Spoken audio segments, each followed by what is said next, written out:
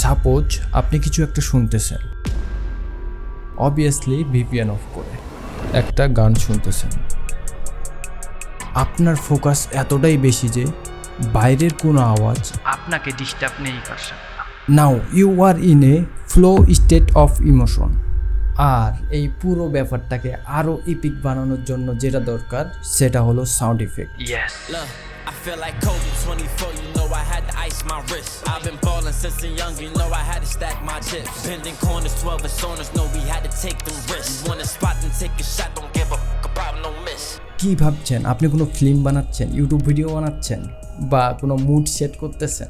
Sound effect কোনো average ভিডিওকে পিকে নিয়ে যেতে পারে। তাই আজ আমার সবচেয়ে ফেভারিট সাউন্ড ইফেক্ট নিয়ে কথা বলবো, যা আমি প্রতিটা ভিডিওতে ইউজ করি অলমোস্ট।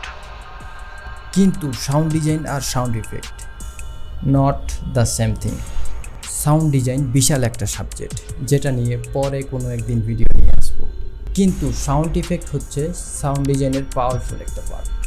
আর এটা যদি একটু ইন্টারেস্টিং হয় তাহলে তো আর কোনো কথাই নেই। Like this first one, telephonic voice. এটা আপনি অনেকভাবে ব্যবহার করতে পারবেন। ধরুন আপনি একটা টেলিফোনিক কনভারসেশন দেখাচ্ছেন, অথবা ভিডিওতে কোনো কমেডি পাঞ্চ লাইন বা স্পেশাল কোনো নিউজ থ্রো আউট বুঝাতে যাচ্ছেন। বাকি আপনাদের দিমাগ লাগান, সব কিছুকে আমি বলে দেব। কেননা এটা বানাতে বেশি দিমাগ লাগে না। সরাসরি চলে যান প্রিমিয়ার প্রোতে, সার্চ করুন মাল্টিব্যান্ড কম্প্রেসর, ইফেক্ট কন্ট্রোল থেকে এডিট, উপরে ড্রপ ডাউন থেকে সিলেক্ট করুন টয়। বাস হয়ে গেছে আপনার special tone. Just one click, no পরিশ্রম।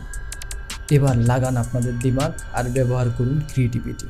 আজ এই পর্যন্তই, খুব শীঘ্রই নতুন কিছু নিয়ে আসছি।